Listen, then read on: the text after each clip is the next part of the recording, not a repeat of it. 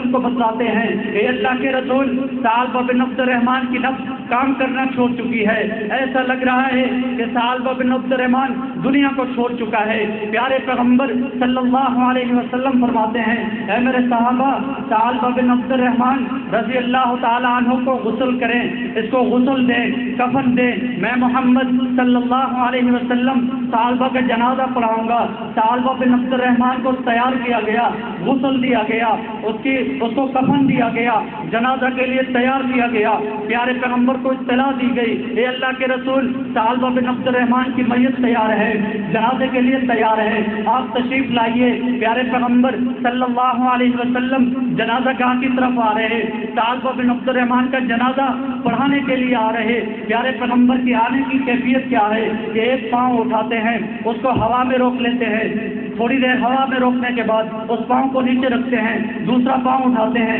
ہوا میں روک دیا، تھوڑی دیر روکنے کے بعد اس کو رکھتے ہیں، پھر پاؤں اٹھاتے ہیں، ہوا میں روکتے ہیں۔ صحابہ کرام خاموش ہیں، حیران ہیں، پریشان ہیں کہ پیارے پیغمبر صلی اللہ علیہ وسلم کی تعلیمات تو یہ ہے کہ میت ہو جائے دفن کرنے میں، جنازہ پڑھنے میں جلدی کیا کرو، بیٹی جوان ہو گئی ہے شادی بیاہ جلدی کر دیا کرو، بیٹا جوان ہو گیا شادی جلدی کیا کرو، میت ہو گئی ہے اس کو دفن کرنے میں جلدی کیا کرو۔ آج اس پیارے پیغمبر صلی اللہ علیہ وسلم آرام کے ساتھ آ رہے ہیں، تسلی کے ساتھ آ رہے ہیں، پیارے پیغمبر جلدی نہیں کر رہے، ایک پاؤں کو اٹھاتے ہیں، ہوا میں روک دیا، بعد میں رکھا، پھر ہوا میں روک دیا۔ صحابہ کرام پریشان ہیں، پیارے پیغمبر صلی اللہ علیہ وسلم جنازہ گاہ میں آ جاتے ہیں، پیارے پیغمبر صلی اللہ علیہ وسلم ثعلبہ کا جنازہ پڑھاتے ہیں۔ جنازہ پڑھنے کے بعد صحابہ کرام رضوان اللہ تعالی عنہم اجمعین نے یہ سوال کر دیا اے اللہ کے رسول، آج سے پہلے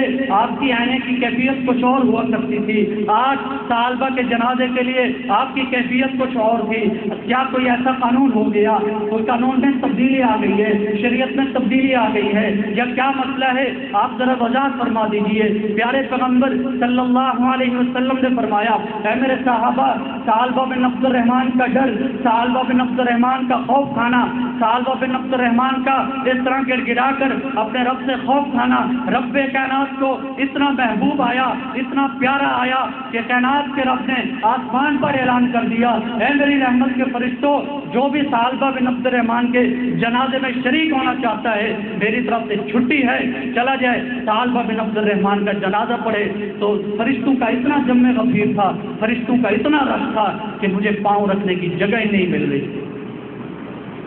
یہ خوف خدا، یہ اللہ کا ڈر، اور وہ بھی کون کھا رہے ہیں؟ جن کو پتہ ہے کہ رضی اللہ عنہم ورضوا عنہ، ہم پر اللہ راضی ہو چکا ہے، ہم مرنے کے بعد جنت میں جائیں گے، لیکن باوجود جنتی ہونے کے وہ اتنا ڈر رہے ہیں۔ آج ہماری نظریں کہاں سے کہاں تک جاتی ہیں، ہم اپنی نظروں کو دیکھ لیں، اپنے آپ کو چیک کر لیں۔ علامہ اقبال کا ایک شعر ہے جس کا لب لباب میں آپ کو بتاؤں کہ جب میں دوسروں کو دیکھتا تھا، وہ شعر تو میرے ذہن میں نہیں آ رہا، جب میں دوسروں کو دیکھتا تھا کہ ان جیسا گناہگار کوئی نہیں، دوسروں کا عمل حالانکہ کم دکھتا ہے، اگر آپ مجھے دیکھنا شروع کریں کہاں تک دیکھیں گے، کتنا دیکھیں گے؟ میرے دل کی کیفیت، میرے اندرونی معاملات تو آپ نہیں دیکھ سکتے نا۔ جب میں دوسروں کو دیکھتا تھا تو مجھے لگ رہا تھا کہ ان جیسا کوئی گناہگار ہے ہی نہیں، جب میں نے اپنے آپ کو دیکھنا شروع کیا تو مجھے لگا یہ تو سارے بہترین انسان ہے، مجھ سے بڑا گناہگار ہے ہی نہیں، مجھ سے بڑا گناہ۔ اپنے حالات کو بندہ خود جانتا ہے، اپنے حالات کو، ہر ایک معاملات کو خود بہترین جانتا ہے، دوسرے کے معاملات نہیں جانتا۔ تو صحابہ کرام رضوان اللہ تعالی عنہم اجمعین یہ جانتے ہیں کہ ہمیں جنت کی بشارت مل چکی ہے، اولئک هم المفلحون،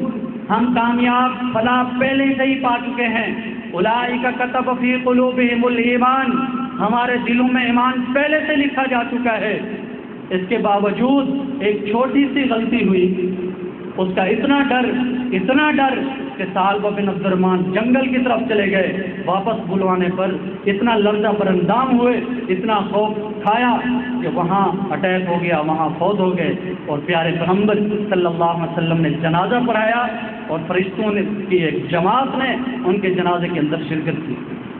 کتنا بڑا کتنا بڑا انہوں نے معجزہ پایا، کتنی بڑی فضیلت پائی انہوں نے۔ یہ کیا تھا؟ خوف خدا تھا، اللہ کا ڈر تھا۔ تو میں شروع میں یہ عرض کر رہا تھا کہ خوف خدا ہمارے دلوں سے جاتا رہا تو انسانیت جاتی رہی، خوف خدا ہمارے دلوں سے جاتا رہا تو ہمدردی جاتی رہی، خوف خدا ہمارے دلوں سے جاتا رہا تو انسانیت جاتی رہی، معاملات ہمارے بگڑ گئے۔ آج ہر شخص یہ چاہتا ہے کہ میرے معاملات اچھے سے اچھے ہوں، میری دنیا اور آخرت اچھی سے اچھی ہو۔ اگر دنیا اور آخرت اچھی سے اچھی بنانی ہے تو یا ایھا الذین آمنوا اتقوا اللہ، تقوی اختیار کرو، خوف خدا اپنے دل میں طاری کرو۔ اور کیسا خوف کھاؤ؟ سیدنا عمر بن خطاب رضی اللہ عنہ جیسا، ان عذاب ربک لواقع، اللہ کا عذاب واقع ہونے والا ہے، بے ہوش ہو گئے۔ ثعلبہ بن عبد الرحمن جیسا کہ ایک نظر ان کی پڑ گئی، اچانک ایک نظر پڑ گئی تو اتنا خوف کھایا کہ جان بھی چلی گئی۔ تو میرے محترم بزرگوں اور عزیز ساتھیوں،